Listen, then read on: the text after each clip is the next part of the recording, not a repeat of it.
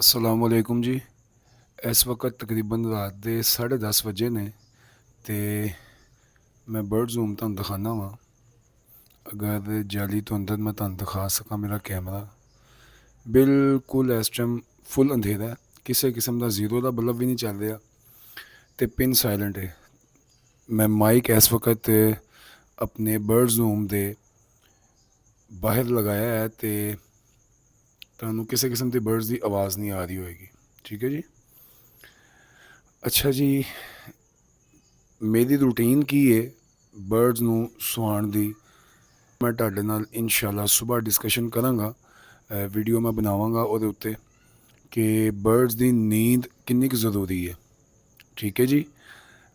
तो लिहाजा मेरी तुहानूं सब नूं गुजारिश है कि आर्टिफिशियल कम्मां चों बाहर आओ। ਜਿਹੜੇ मतलब कि कहते ने जी जीरो का बल्ब होना चाहिए, थोड़ी जी रोशनी होनी चाहिए है, फीमेल ने दाना खाण बाहर आना होंदा है, ऐसा कोई चक्कर नहीं गा। ठीक है। अच्छा जी, तुसी कभी वाइल्ड ਦੇ ਵਿੱਚ ਵੇਖਿਆ ਹੋਏ कि परिंदे मगरब ਦੀ ਨਮਾਜ਼ जैसी ਹੁੰਦੀ है अपने घोंसलिਆਂ चले ਜਾਂਦੇ ਨੇ, अपने दरख्तां ते जिथे उन्होंने सोना होंदा है ਉਹ ਉੱਥੇ चले ਜਾਂਦੇ ਨੇ। फिर जो सुबह ਹੁੰਦੀ है सूरज तुलू होने वाला होंदा है तो उस वक्त ਉਹ ਜ਼ਿਕਰ ਜ਼ਕਾਰ ਸ਼ੁਰੂ ਕਰ ਦਿੰਦੇ ਨੇ।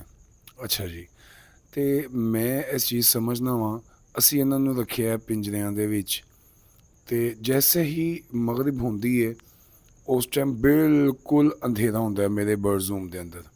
कम अज़ कम मगरब की नमाज तो बाद 4 घंटे, कम अज़ कम 4 घंटे, मतलब कि अजकल 5:13 के उत्ते मगरब की नमाज हो रही है तो फिर 6, 7, 8 तो 9, 9, 9:15 बजे लाइट चलाई जाती है सिर्फ 1 घंटे इसते।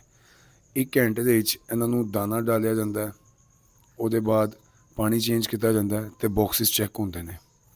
ठीक है जी, जोड़े जरूरी बॉक्सिस होंगे ने उन्होंने चैक किया जाता है।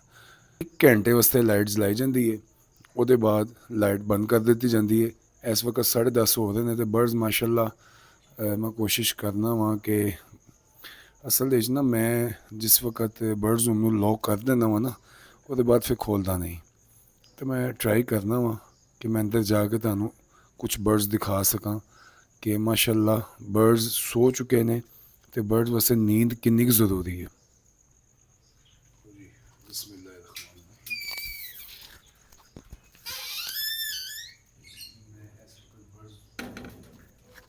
मैं इस वक्त बर्ड जूम के अंदर आ चुके हाँ तो यह वेख लो कि जी इस टाइम बिल्कुल खाली ने, तमाम बर्ड्स बॉक्सिस जा चुके हैं।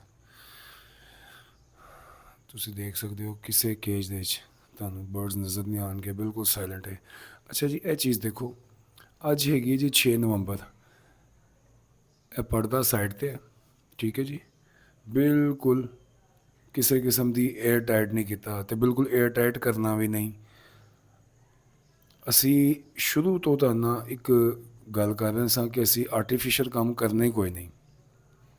ठीक है, एक खिड़की खुली है, इत्थों हवा आती है। ठीक है जी, तो इस तरफ तो दूसरी दरवाजे वालों बाहर निकल जाती है। तमाम केजिज इस टाइम खाली ने, तमाम बर्ड्स इन्हें माशाल्लाह सो चुके ने। पानी के पोट वेखो उल्टे में कर दिते हैं, पानी इस टाइम कढ़ दिता जाता, रात को सुबह फ्रैश पानी पाया जाता।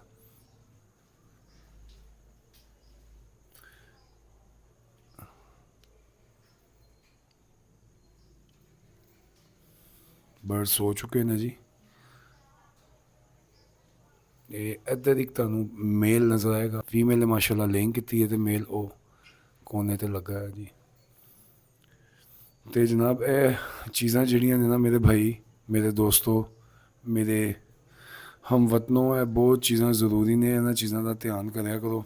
बर्ड्स वास्ते नींद बेहद ज़रूरी है। चलो जी, हम बर्ड्स हम तो बाद चलने, बर्ड नूं ज़्यादा डिस्टर्ब नहीं मैं करना इस टाइम। जी मेरे भाइयों, मैं बाहर दोबारा आ चुका वहाँ, मैं बर्ड जूम नूं लॉक कर दिता है।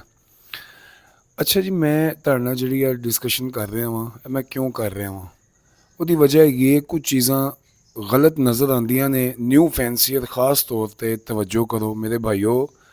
वो जनाब इन्ना वहमी ना बनया करो। वो जी बर्ड जूम दे विच जीरो की लाइट चलनी चाहिए है।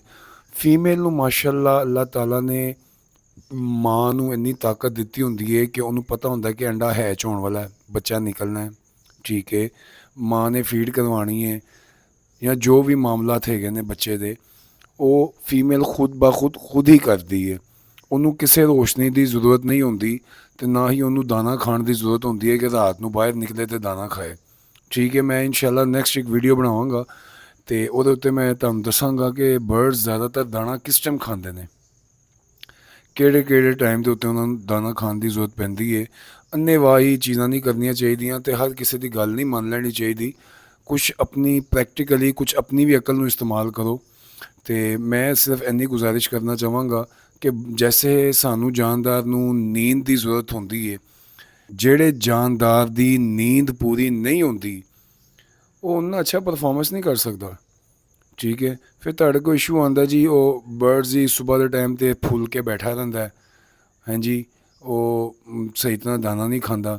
ਦੇਖੋ ਜੋ ਸਾਰੀ ਰਾਤ ਲਾਈਟ ਚੱਲਦੀ ਹੋਏਗੀ, ਬਰਡਸ ਸੌਣਗੇ ਨਹੀਂ ਅਤੇ ਜਨਾਬ ਉਹ ਤੁਹਾਨੂੰ ਕਿਸ ਤਰ੍ਹਾਂ ਪਰਫਾਰਮ ਕਰਕੇ ਦਿਖਾਉਣਗੇ। ਤੁਸੀਂ ਇੱਕ ਦਿਨ ਕਰਕੇ ਦੇਖ ਲਓ, ਮਤਲਬ ਕਿ ਜੋ ਮੈਂ ਕਰ ਰਿਹਾ ਵਾਂ ਉਹ ਮੈਂ ਤੁਹਾਡੇ ਨਾਲ ਸ਼ੇਅਰ ਕਰ ਰਿਹਾ ਵਾਂ। ਅਕਸਰ ਕਰਦੇ ਐਸਾ ਨੇ ਕਿ ਰਾਤ ਦੇ ਵਕਤ ਜੀ ਜਿਸ ਟਾਈਮ ਮਗਰਿਬ ਦੀ ਨਮਾਜ਼ ਹੁੰਦੀ ਉਹਦੇ ਬਾਅਦ ਸਾਰੀਆਂ ਲਾਈਟਾਂ ਔਨ ਹੁੰਦੀਆਂ ਨੇ, ਜੋ ਕੁਦਰਤੀ ਤੌਰ ਦੇ ਉੱਤੇ ਬਰਡਸ ਨੂੰ ਜਿਸ ਟਾਈਮ ਨੀਂਦ ਦੀ ਜ਼ਰੂਰਤ ਹੁੰਦੀ ਹੈ ਉਸ ਟਾਈਮ ਲਾਈਟਾਂ ਚੱਲਦੀਆਂ ਹੁੰਦੀਆਂ। 9 ਵਜੇ ਰਾਤ ਨੂੰ ਜਾਂ 10 ਵਜੇ ਰਾਤ ਨੂੰ ਲਾਈਟ ਬੰਦ ਕਰ ਦਿੰਦੇ ਨੇ। ਮੈਨੂੰ ਅੱਜ ਤੱਕ ਉਹਦਾ ਫਾਇਦਾ ਸਮਝ ਨਹੀਂ ਆਇਆ, ਨੁਕਸਾਨ ਹੀ ਮਹਿਸੂਸ ਹੋਇਆ ਕਿ ਜਾਨਦਾਰ ਸੁਬਾਹ ਦਾ ਜਾਗਦਾ ਪਿਆ, ਠੀਕ ਹੈ, ਉਹਨੂੰ ਨੀਂਦ ਦੀ ਜ਼ਰੂਰਤ ਹੈ। ਅਤੇ ਲਿਹਾਜ਼ਾ ਤੁਹਾਡੇ ਨਾਲ ਸਿਰਫ ਇੱਕ ਐਕਟੀਵਿਟੀ ਸ਼ੇਅਰ ਕਰਨਾ ਚਾਹੁੰਦਾ ਸਾਂ, ਬਾਕੀ ਤੁਹਾਡੀ ਜੋ ਮਰਜ਼ੀ ਹੈ ਉਹ ਤੁਸੀਂ ਕਰਨਾ, ਠੀਕ ਹੈ।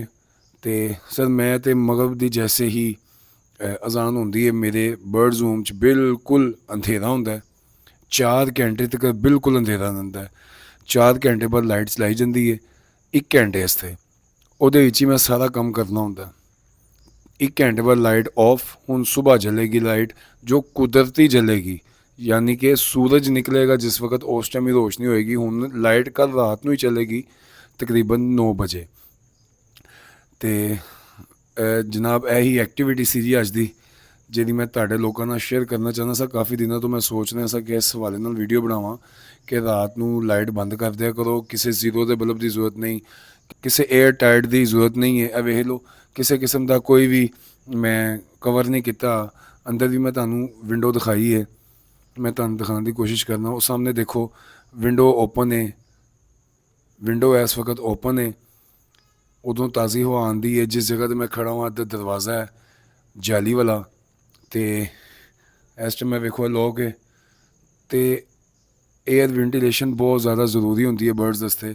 ਏਅਰ ਟਾਈਟ ਕਰਨ ਦੀ ਬਿਲਕੁਲ ਜ਼ਰੂਰਤ ਨਹੀਂ ਹੈਗੀ ਕਿ ਤੁਸੀਂ ਕਹੋਗੇ ਜੀ ਮੈਂ ਏਅਰ ਟਾਈਟ ਕਰ ਦਿਆਂ ਜੀ, ਹੋਰ ਠੰਡ ਬੜੀ ਹੋ ਗਈ ਜੀ। ਜਨਾਬ ਠੰਡ ਤਾਂ ਜੇ ਆਈ ਨਹੀਂ, ਉਹ ਜਦੋਂ ਠੰਡ ਆਏਗੀ ਉਹ ਤੁਹਾਨੂੰ ਮਹਿਸੂਸ ਹੋਏਗਾ ਕਿ ਯਾਰ ਇਸ ਵਕਤ ਰਾਤ ਦੇ ਵਕਤ ਏਅਰ ਟਾਈਟ ਕਰਨਾ ਜ਼ਰੂਰੀ ਹੈ। ਅਤੇ ਸਿਰਫ ਰਾਤ ਕਰਨਾ, ਸੁਬਾਹ ਦੇ ਟਾਈਮ 'ਤੇ ਝੁਕ ਦੇਣਾ। ਮੈਂ ਇੱਕ ਵੀਡੀਓ ਲੱਭਣਾ ਪਿਆ ਉਹ ਵੀਡੀਓ ਮੈਨੂੰ ਮਿਲੀ ਨਹੀਂ।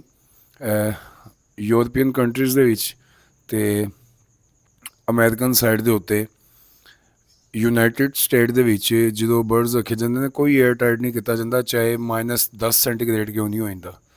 -10 ਸੈਂਟੀਗ੍ਰੇਡ ਵੀ ਹੋਏ ਅਤੇ ਉਹ ਬਰਡਸ ਰੂਮ ਨੂੰ ਏਅਰ ਟਾਈਟ ਨਹੀਂ ਕਰਦੇ। ਤੁਹਾਡੇ ਬਰਡ ਨੂੰ ਆਰਟੀਫਿਸ਼ੀਅਲ ਤਰੀਕੇ ਨਾਲ ਪਾਲਣ ਦੇ ਤਰੀਕੇ ਦੱਸੇ ਗਏ ਨੇ, ਰੱਖਣ ਦੇ ਤਰੀਕੇ ਦੱਸੇ ਗਏ ਨੇ। ਐਸੇ ਕਰਕੇ ਮੈਂ ਗੁਜ਼ਾਰਿਸ਼ ਕਰਦਾ ਹੁੰਦਾ ਹਾਂ ਕਿ ਯਾਰ ਆਪਣੇ ਪਾਕਿਸਤਾਨ ਨੂੰ ਪ੍ਰਮੋਟ ਕਰੋ, ਆਪਣੇ ਦੇਸੀ ਮਾਹੌਲ ਨੂੰ ਪ੍ਰਮੋਟ ਕਰੋ ਅਤੇ ਦੇਸੀ ਚੀਜ਼ਾਂ ਵੱਲ ਆਓ। ਅਤੇ ਰਾਤ ਦੀ ਨੀਂਦ ਬਰਡਸ ਵਾਸਤੇ ਬਹੁਤ ਜ਼ਰੂਰੀ ਹੈ।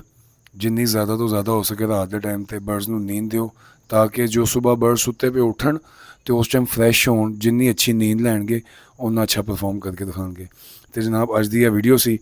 ਅਤੇ ਆਪਣਾ ਅਤੇ ਆਪਣੇ ਪਰਿੰਦਿਆਂ ਦਾ ਬਹੁਤ ਸਾਰਾ ਖਿਆਲ ਰੱਖਣਾ, ਸਾਨੂੰ ਦੁਆਵਾਂ 'ਚ ਯਾਦ ਰੱਖਣਾ। ਅਤੇ ਪੰਜਾਬੀ ਲਵ ਬਰਡ ਚੈਨਲ ਨੂੰ YouTube ਦੇ ਉੱਤੇ ਸਬਸਕ੍ਰਾਈਬ ਵੀ ਕਰਨਾ ਅਤੇ ਬੈਲ ਦੇ ਆਈਕਨ ਨੂੰ ਕਲਿੱਕ ਕਰ ਦੇਣਾ ਤਾਂ ਕਿ ਹਰ ਆਉਣ ਵਾਲੀ ਲੇਟੈਸਟ ਵੀਡੀਓ ਮਿਲਦੀ ਰਹੇ।